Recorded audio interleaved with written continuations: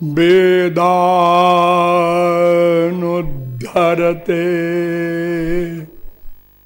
जगन्ति बहते भूगोल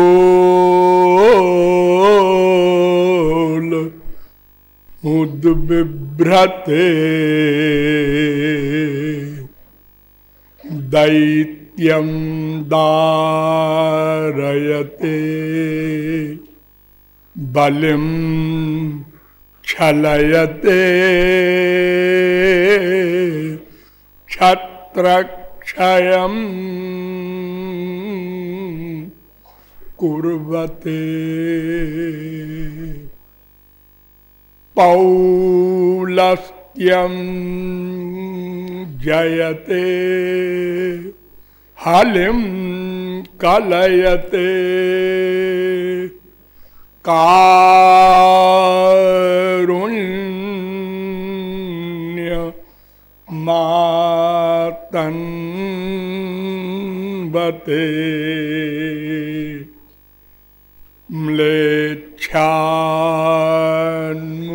म्लेच्छान्मूर्छयते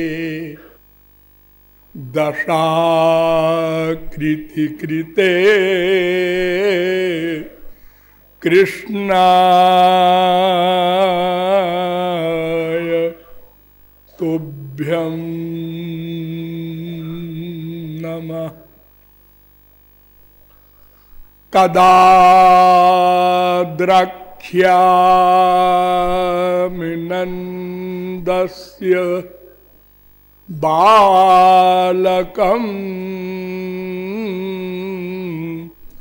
नीपमालकं पालकं सर्वसत्त्वानां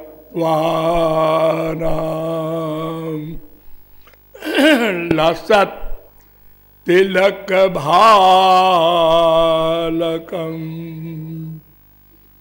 यो ब्रह्माणं विदधाति पूर्वं यो वै वेदांश्च प्रहिणोति तस्मै तद्वंह देवमात्मबुद्धिप्रकाशं मुमुक्षुर्वै शरणमहं प्रपद्ये। सद्घन चिद्घन आनंद घन नंद नंदन पादार बिंद मकरंद मिलिंद महानुभाव। नियमानुसार थोड़ी देर भगवन नाम संकीर्तन कर लीजिए, पश्चात विषय प्रारंभ होगा। आप लोग भगवान से प्रार्थना कीजिएगा कि मेरे गले महाराज कृपा करें, अर्थात गला बहुत गड़बड़ है, चल जाए तो अच्छा है। भजो गिरिधर गोविंद गोपाला।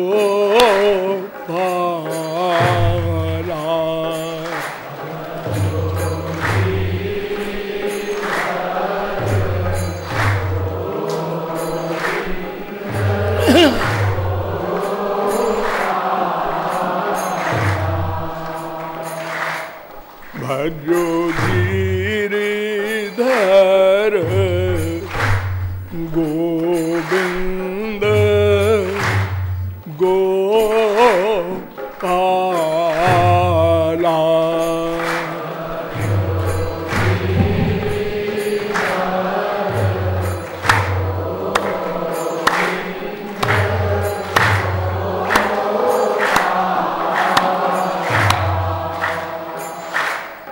भजो गिरिधर गोविंद गोपाला।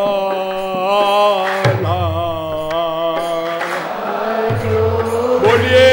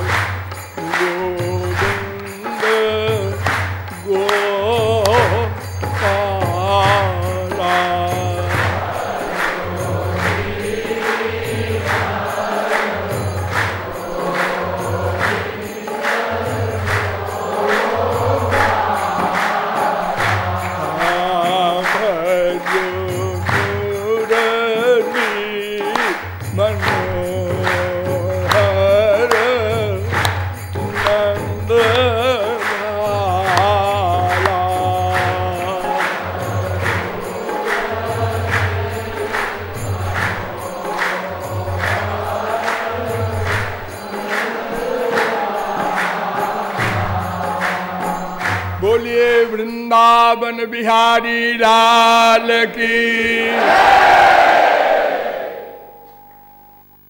अब आप लोग सावधान हो जाएं। मैं कौन, मेरा कौन, इन प्रश्नों के समाधान में आप लोगों को बताया गया कि शास्त्रों वेदों के द्वारा इस मैं तत्व पर विचार करना होगा, क्योंकि यह मैं तत्व परोक्ष तत्व है। ये प्राकृत इंद्रिय मन बुद्धि गम्य नहीं है। तो तीन तत्व सनातन तत्व हैं, ब्रह्म जीव माया। इसमें जीव तत्व का स्वरूप लक्षण और तटस्थ लक्षण दोनों का विस्तृत विवरण आपके सामने प्रस्तुत किया गया। स्वरूप लक्षण ये कि यह जीव भगवान की शक्ति है। नंबर 2, तटस्थ शक्ति है। इसलिए इस जीव को भगवान का अंश कहा जाता है। नंबर 3, इस जीव का भगवान से भेदाभेद संबंध है। कुछ अंश में अभेद भी है, अधिक अंश में भेद है। इसलिए शास्त्रों वेदों में कुछ विचारकों ने अभेद ही माना है, कुछ विचारकों ने भेद ही माना है। किंतु हमारे वैष्णवाचार्यों ने, जगत गुरुओं ने भी केवल शंकराचार्य को छोड़कर सब ने भेदाभेद दोनों संबंध स्वीकार किया है, और यही सर्वसम्मत मत भी है। इसलिए विवाद की कोई बात नहीं है। पश्चात आपको बताया गया कि इस मैं तत्व अथवा मेरे तत्व अर्थात जीव ब्रह्म, इन दोनों तत्वों के जानने के लिए हमको दिव्य शक्ति की आवश्यकता होगी। और दिव्य शक्ति हमारा वाला जो मेरा है भगवान, उससे मिल सकती है। और उसके मिलने का उपाय भी बताया गया कि जो जीव भगवान के शरणापन्न हो जाते हैं, जिसको भक्ति कहते हैं, अगर ये कोई जीव स्वीकार कर ले तो भगवान कृपा करके अपनी दिव्य शक्ति दे देते हैं। तब कोई जीव भगवान को अथवा मैं रूपी जीव को जान सकता है, साक्षात्कार कर सकता है। आगे आपको बताया गया कि यद्यपि शास्त्र वेद के द्वारा ये ज्ञान होता है, लेकिन शास्त्र वेद को जानना अर्थात पढ़कर सुनकर कोई व्यक्ति उसका सार हृदयंगम नहीं कर सकता। इसके लिए एक श्रोत्रिय ब्रह्मनिष्ठ महापुरुष की आवश्यकता होगी। उस महापुरुष के बारे में भी आपको वेदों के द्वारा, उपनिषदों के द्वारा और पुराणों के द्वारा बताया गया कि महापुरुष उसे कहते हैं जो भगवान से मिल चुका हो, मिल चुका हो, साक्षात्कार कर चुका हो। उसी को महापुरुष कहते हैं। लेकिन हमारे यहाँ दो प्रकार के महापुरुष हुए हैं। एक तो श्रोत्रिय भी थे, ब्रह्मनिष्ठ भी थे, अर्थात शास्त्र वेद का उनको ज्ञान था। ज्ञान ही नहीं था, वो शास्त्र वेद के ज्ञान को हमको समझा सकते थे, उसमें समर्थ थे। और कुछ भोले भाले ऐसे महापुरुष हुए हैं जिनका शास्त्र वेद से कोई संबंध नहीं, केवल गुरु से संबंध हो गया और उन्होंने गुरु पर श्रद्धा विश्वास कर लिया और उनके अनुसार 100% साधना किया, तो वे लोग भी महापुरुष हो गए। लेकिन महापुरुष हो जाने के बाद सब श्रोत्रिय ब्रह्मनिष्ठ हो जाते हैं। बिना पढ़े बिना सुने जो ब्रह्मनिष्ठ हो गया, भगवत दर्शन कर चुका, उसको श्रोत्रिय बनने की आवश्यकता नहीं होती।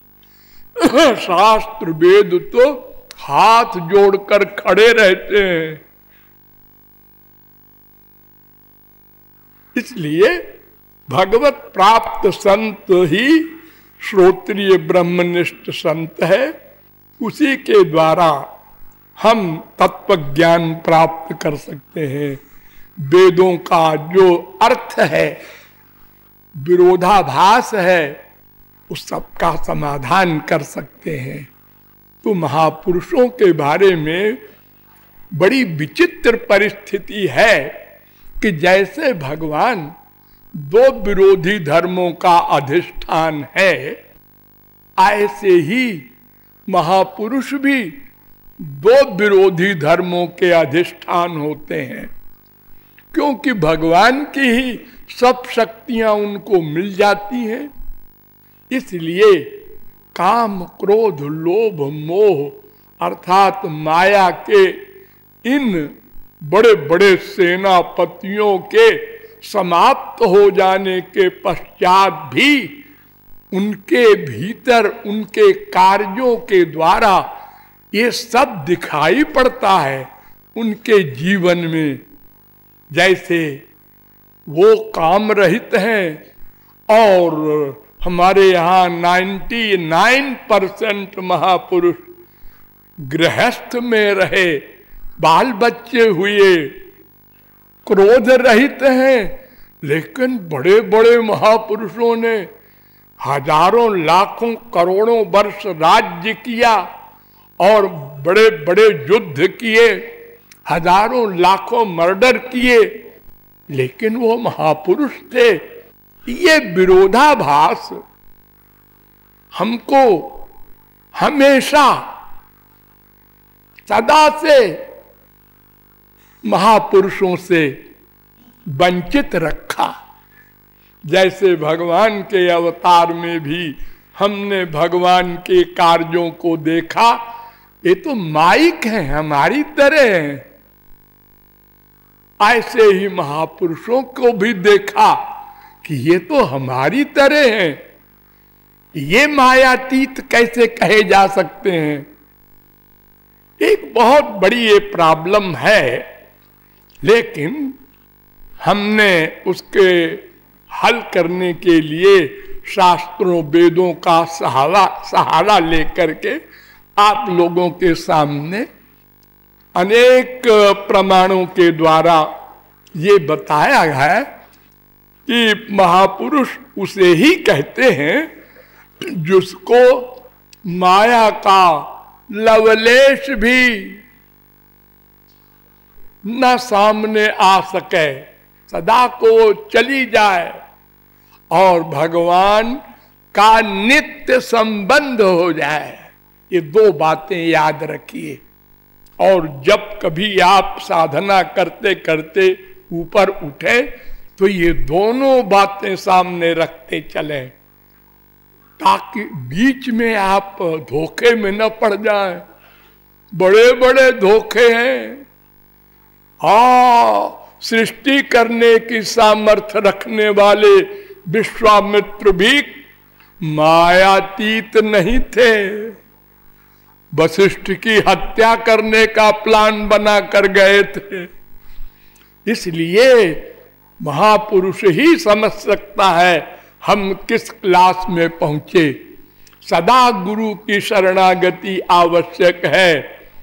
भगवत प्राप्ति कर लो तब भी गुरु का एहसान नहीं भूलना है, क्योंकि गोलोक में भी गुरु की ही नीचे रहना होगा। गुरु जो सेवा बताएगा भगवान की, वही सेवा आपको मिलेगी। इसलिए गुरु का साथ सदा रहेगा अनंत काल तक, और उससे कभी ऋण होने की बात सोचना भी नहीं। कोई नहीं ऋण हो सकता। अरे जब भक्त से भगवान अपने को ऋणी मानते हैं, कहते हैं मैं कभी ऋण नहीं हो सकता।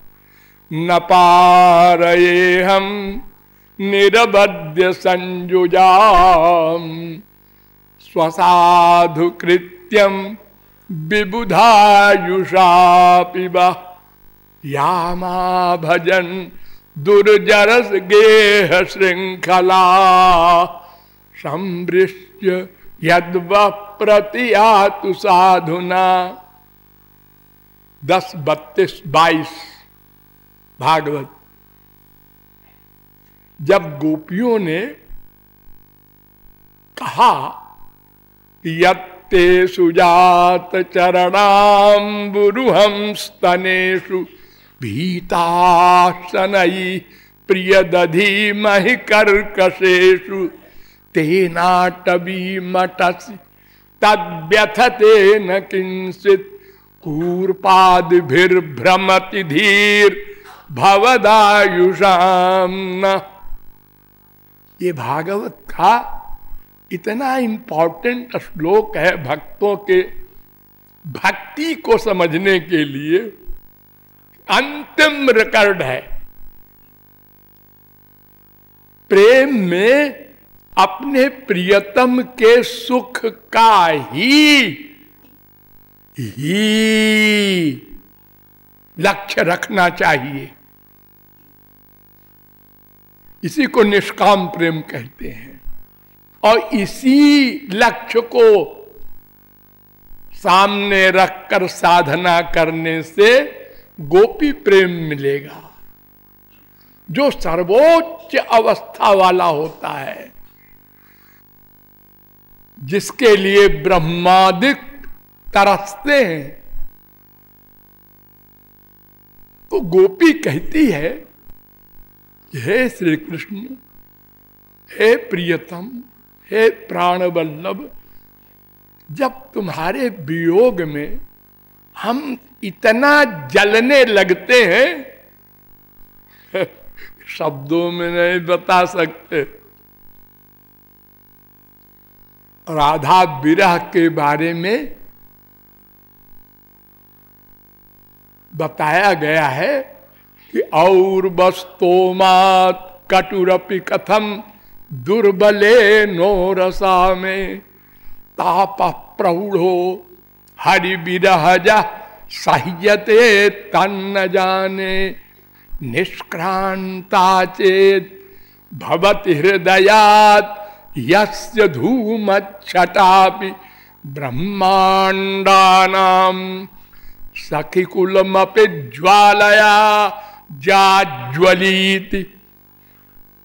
राधा रानी कहती हैं कि श्याम सुंदर के वियोग में मेरा हृदय इतना जलता है, कितना, बहुत सोच कर उत्तर दिया। अगर उस टेम्परेचर का धुआं भी निकल जाए बाहर, मैं कंट्रोल रखती हूं योग माया से, अगर वो बाहर निकल जाए तो अनंत कोटि ब्रह्मांड भस्म हो जाए। इतना बड़ा वो विरह का